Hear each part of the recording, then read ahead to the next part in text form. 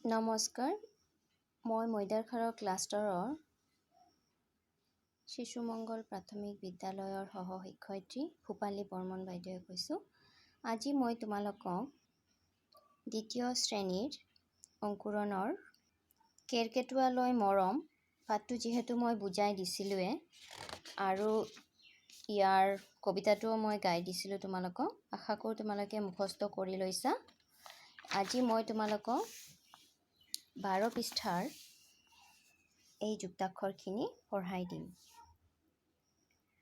ইয়াতে কি দিছে যে যুক্তাক্ষৰ ভাঙি পঢ়ো আৰু লিখো আহা। প্ৰথম শব্দটো দিছে কেৰকেটুৱা। ইয়াতে কত ৰেপ দিছে। এইটোক ৰেপ বুলি কোৱা হয়। কৰ ওপৰত এইটো চিহ্ন দিছে। এইটো যুক্তাক্ষৰ ক ৰ যোগ ক যেতিয়া যোগ কৰা হয় তেতিয়া হয় ৰয় কৰ ক। যেনেকৈ কট ৰেপ হৈছে। এইটো দি এটা শব্দ গঠন কৰিবলৈ দিলে কি হ'ব তেনেহ'লে ত আৰু কট ৰেপ আছে যিহেতু তেনেহ'লে ত কট ৰেপ আছে এইটো কোৱা হ'ব তৰ্ক। ৰটো আগতে উচ্চাৰণ হয় সদায় খেয়াল কৰিবা যে ৰেপটো আগতে উচ্চাৰণ হ'ব তাৰপিছত কটো উচ্চাৰণ হ'ব।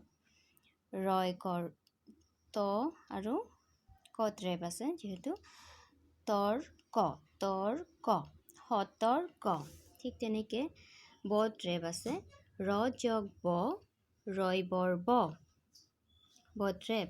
তেনেকৈ এটা শব্দ দিছে দুটা গৰ্ব পৰ্বত। ঠিক তেনেকৈ মট ৰেপ দিছে ৰ যোগ ম ৰয় মৰ্ম ধৰ্ম নৰ্মদা।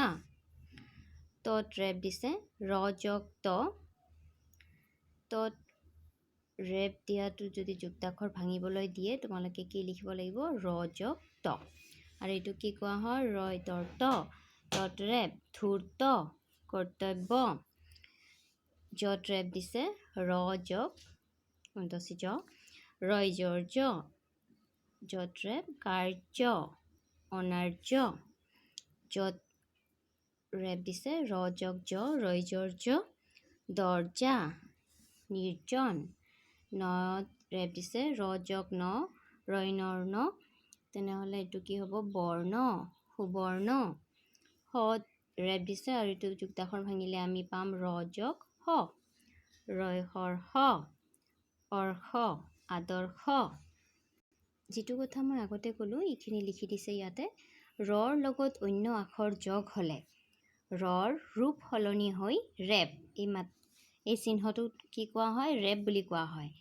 আৰু লগ হোৱা আখৰটোৰ ওপৰতে বহে। ক'ত বহে আখৰটোৰ ওপৰত বহে ৰেফ। এইটো হৈছে ৰেফৰ চিহ্ন। যোগ কৰি যুক্তাক্ষৰ গঠন কৰোঁ আহা। ইয়াতে দিছে ৰ যোগ ক ৰয় কৰ ক ৰ যোগ ব ৰয় বৰ ব ৰ যোগ ম ৰয় মৰ ম ৰ যোগ ত ৰয় তৰ ত ৰ যোগ জ ৰয় জৰ জ ৰ যোগ জ ৰয় জৰ জ ৰ যোগ ন ৰয় নৰ ন ৰ যোগ হ ৰয় হৰ হ। ঠিক তেনেকৈ এই পৃষ্ঠাটো দিছে পঢ়ো আহা। কট ৰেপ দিছে দি পেলাই 4টামান ইয়াতে শব্দ দিছে। যেনেকৈ কট ৰেপ থাকিলে ইয়াতে কট ৰেপ থকা শব্দ কেইটামান দিছে যেনেকৈ তৰ্ক সতৰ্ক কৰকৰা কেৰকেটুৱা। ঠিক তেনেকৈ বট ৰেপ দিছে গৰ্ব। এইটো উচ্চাৰণ কৰোঁতে তোমালোকে এনেকৈ পঢ়িবা গ বট ৰেপ গৰ্ব খৰ্ব পৰ্ব পৰ্বত। মট ৰেপ দিছে ধৰ্ম কৰ্ম বৰ্ম নৰ্মদা। তত ৰেপ দিছে আৰ্ত ধূৰ্ত কৰ্তব্য কীৰ্তন।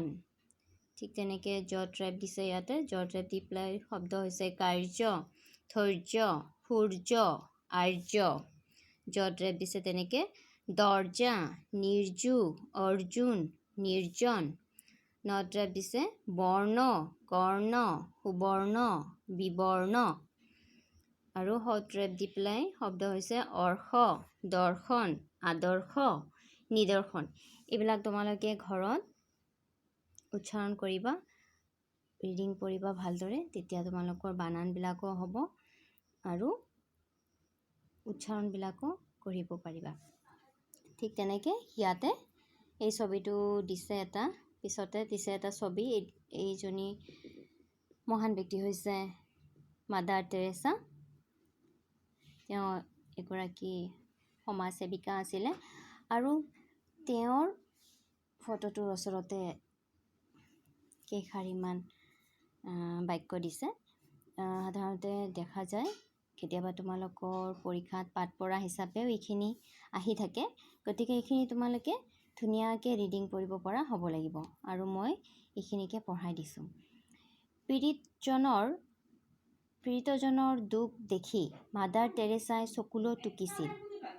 ৰোগীয়াসকলৰ কৰুণ আৰ্তনাদে তেওঁৰ হিয়া চূৰ্ণ বিচূৰ্ণ কৰিছিল।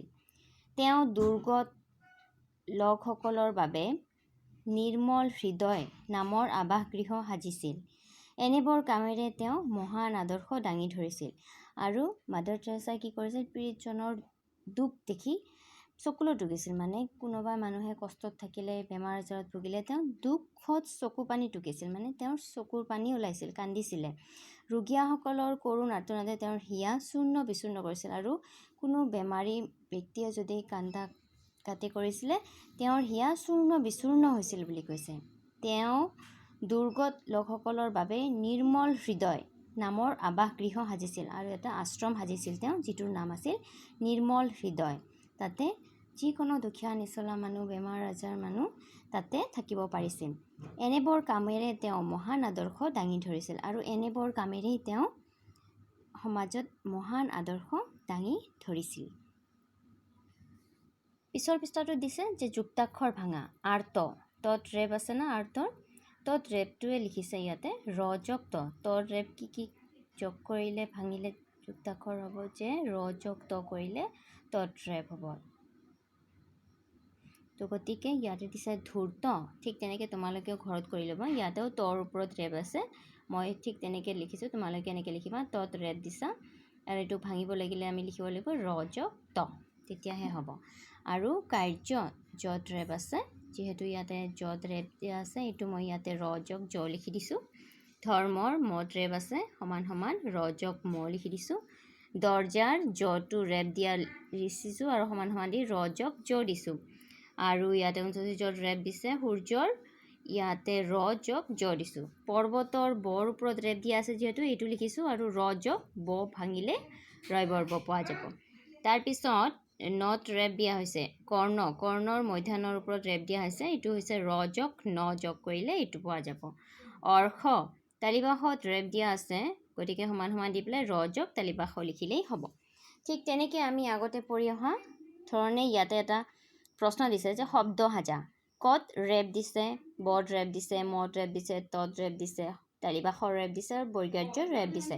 আৰু ইয়াৰে যিকোনো তোমালোকে 5টা পাৰা 5টা লিখিবা, 6টা পাৰা 6টা লিখিবা। তো মই ইয়াতে 4টা লিখি দিছোঁ। কত ৰেপ দি পেলাই আমি পাইছিলোঁ আগতেও তৰ্ক, সতৰ্ক, কৰকৰা, কেৰ্কেটুৱা। আৰু বত ৰেপ দিছোঁ গৰ্ব, পৰ্বত, পৰ্ব, খৰ্ব। ঠিক তেনেকৈ মত ৰেপ দিয়া শব্দ কেইটামান হৈছে ধৰ্ম, কৰ্ম, বৰ্ম, নৰ্মদা। তত ৰেপ দিয়া শব্দ হৈছে আৰ্ত, ধূৰ্ত, কৰ্তব্য, কীৰ্তন। সত ৰেপ থকা শব্দ হৈছে অৰ্শ, দৰ্শন, আদৰ্শ, নিদৰ্শন। আৰু বৰ্গাৰ্য ৰেপ থকা হৈছে দৰ্জা, নিৰ্জু, নিৰ্জন, অৰ্জুন। তো এইখিনি তোমালোকে ঘৰত ভালদৰে লিখি ল'বা আৰু বানানবোৰ মুখস্থ কৰিবলৈ যত্ন কৰিবা। তাৰ পিছৰ পৃষ্ঠাটোত দিছে চিত্ৰ এটা। তাতে এজনী ছোৱালীয়ে, কিছুমান সৰু সৰু ছোৱালী জুমি চাই আছে খিৰিকীৰে, আৰু সেই বাহিৰত থকা ছোৱালীকেইজনী খেলি আছে। আৰু এটা চিত্ৰ দিছে ল'ৰা এজনে ফুটবল খেলি আছে। আৰু এটা লগতে চিত্ৰ দিছে, তাতে ছোৱালী এজনীয়ে কিতাপ পঢ়ি আছে। ইয়াতে কৈছে যে কি কৰি ভাল লাগে আলোচনা কৰিব দিছে।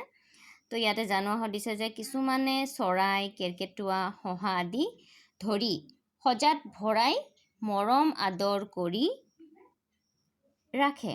বহুত মানুহ আছে যিসকলে কি কৰে, কিছুমান চৰাই, ভাটৌ হওক বা মইনা চৰাই হওক বা কেৰ্কেটুৱাই হওক, শহাপহুৱে হওক, সিহঁতে কি কৰে সজাত ভৰাই ৰাখি নিজৰ ঘৰতে ৰাখে আৰু সিহঁতক মৰম আদৰ যত্ন কৰে। ইহঁতক অবাবত সজাই ভৰাই ৰখা উচিত নহয়। কিন্তু যদিও ৰাখে মানুহে, কিন্তু তেনেকৈ কৰি ৰখাটো উচিত নহয়। তোমালোকে কেতিয়াবা চৰাই ধৰি সজাত ৰাখা নেকি? আৰু তোমালোককো মই সুধিছোঁ যে তোমালোকেও কেতিয়াবা কোনো চৰাইক ধৰি পেলাই সজাত ভৰাই ৰাখিছা নেকি? তেনে কৰিলে চৰায়ে মনত বৰ বেজাৰ পায়। আৰু তেনে যদি কৰিছা কোনোবাই, তেনেহ'লে সেই চৰাইবিলাকে যিজনীক সজাত ভৰাই ৰখা হয় তাই মনত বৰ বেজাৰ পায়, মানে দুখ পায়। কাৰণ সিহঁতে হৈছে মুক্ত আকাশত বিচৰণ কৰি ভাল পোৱা চৰাই চিৰিকটি। ইহঁতে এটা সজাৰ মাজত যেতিয়া বন্দী কৰি ৰখা হয়, সিহঁতৰ বহুত কষ্ট হয়। কাৰণ ইহঁতে গছৰ ডালে ডালে ফুৰি নানান ফল মূল খাই ইহঁতৰ লগৰীয়াবিলাকৰ লগত মিলিজুলি থাকিহে ভাল পায়। গতিকে এনেকৈ ৰখাটো উচিত কথা নহয়। ইয়াতে দিছে চাই চাই লিখা, এইটো হাতৰ আখৰ দিছে, তোমালোকক 4 শাৰী লিখিবলৈ দিছে। আৰু এইটো দিছে যে বিপদত ধৈৰ্য ধৰা উচিত। এতিয়া ধুনীয়াকৈ তোমালোকে এনেকৈ লিখিবা, সমানে সমানে। হাতৰ আখৰ লিখাটো শিকাইছোৱে তোমালোকক আগতেই। ধৰাৰ তলত ধৰা, উচিতৰ তলত উচিত, ধুনীয়াকৈ লিখিবা। আৰু এইটো তোমালোকক মই গৃহ কাৰ্য হিচাপে দিলোঁ আজি। আৰু এইখিনিয়ে কৈয়ে আজিৰ মোৰ শ্ৰেণীটোৰ পৰা বিদায় ল'লোঁ। ধন্যবাদ।